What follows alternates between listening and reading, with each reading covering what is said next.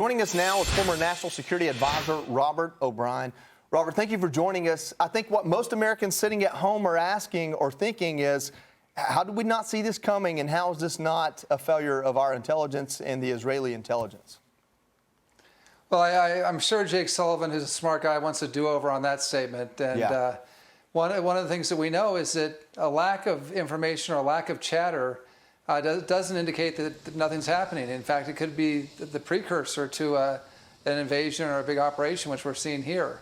And, look, our adversaries know that we've become very accustomed to relying on electronic intelligence, signal intelligence, reconnaissance satellites. And so they've gone old school. They use messengers, they use notes, they use in-person meetings. And we don't have the human intelligence in Iran or Lebanon or certainly the Gaza Strip. And apparently the Israelis didn't either to pick this up. But it was a failure of intelligence, but it shows the operational security that our adversaries are using to thwart our technical means of collection. Robert, Lisa Booth here. So, we know that Iran obviously helped orchestrate this attack. There was also a report that a Hamas leader visited Moscow last month. We see these shifting power dynamics happening in the world with Iran, China, and Russia as well.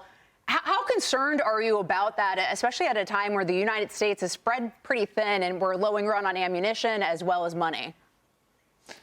Lisa, that's a very good question and something I'm very concerned about. Number one, we need to make sure that Iran knows that they're going to be held personally responsible. The Iranian Revolutionary Guard leadership and the Iranian government leadership needs to understand that if those American hostages, this isn't just an Israeli issue now, if those American hostages are harmed in Gaza, we're going to hold them personally responsible. That message needs to go to them and go to them clearly. As far as the great power competition goes, we've got three bad actors. We've got Iran, Russia, and China. Russia's invaded Ukraine. Iran has basically invaded Israel via its proxy Hamas and may do so with Hezbollah. And the third domino to drop is whether Xi Jinping decides this is an opportune time with us otherwise engaged to invade Taiwan. I hope he doesn't. But this is a very dangerous time for the United States of America right now. Yeah, and it seems like we're complacent. It's Lauren here, Robert. Thank you for joining us. It seems like the White House is complacent with what's going on in the Middle East, and you can say that Israel was too. They were focusing on some internal issues rather than looking at what could have been happening right in front of their eyes. Well, this is what I've been talking about for some years is, we have political discord and disagreements and partisanship in America. That's part of a democracy. It can be a little messy.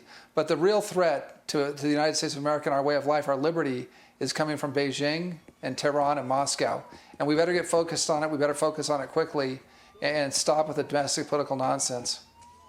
Robert, it's Griff. I want to drill just a little more into this Wall Street Journal report about Iran being behind this attack. And the reporting is quite extensive, talking about how Hamas met since August with Iran's Revolutionary Guard Corps, and representatives were meeting bi-weekly since August with Quds Force leaders in Lebanon. And so my question to you, as someone who would sit in your position that you had, would they be looking now at ways to make sure that these groups can no longer communicate with each other? Because what Trey Yingst is reporting tonight is that with 15 at least breach points in that fence, you had a seize and hold strategy with Hamas militants engaging at this hour in various areas of southern Israel.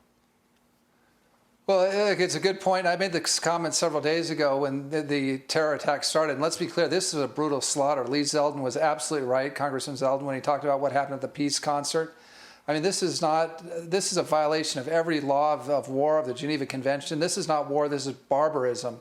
And even for the Iranians, who are a barbaric people, they've tended to leave women and children alone and not target them. But this is ISIS-style brutality that we haven't seen since al-Baghdadi was running ISIS in the caliphate. So terrible operation. It would not have been done by Hamas without the approval of the Quds Force and the IRGC. And so this war, when Tom Cotton talked about having Israel's back for the long run, like we do Ukraine, we're going to have to, this could be a long time because it's going to be Hezbollah, it's going to be Hamas, and it eventually could be Iran. And if these American hostages are killed or wounded by Hamas, again, America should hold Iran responsible. Hey, in what way, Robert? Because it seems to me the equation's changed on two fronts. One is Iran is strongly behind this, which is a problem for our American interests. And the other is that now we have confirmed Americans killed and taken hostage. What now should be our role? Well, there's a number of things we should do. Number one, for the first, is we should refreeze the $6 billion that they were paid. Yeah. Now, Tony Blinken's a Yale-trained lawyer, and John Feiner, these guys who are defending the deal today, they're smart guys. Look, if you're paid $6 billion for 5 hostages, you can call it ransom, you can call it unfreezing of assets, you can call it a gift, you can call it whatever you want, but if it walks like a duck and talks like a duck and quacks like a duck, it's a duck. And the American people aren't stupid. They know what happened.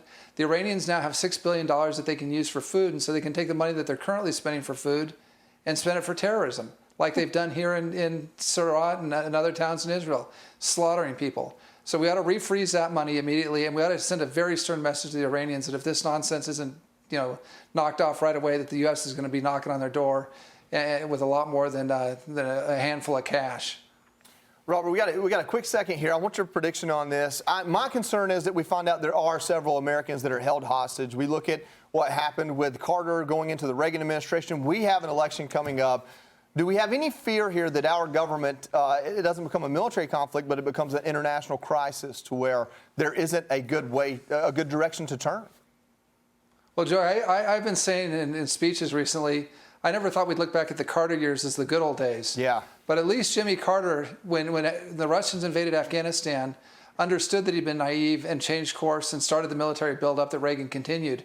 We need this government, the Biden administration, and they're smart. They need to show some humility, and they need to return to a peace with strength posture to prevent China from invading Taiwan and to stop what's happening in the Middle East and Ukraine. We can't keep appeasing our enemies and hoping that things will work out well.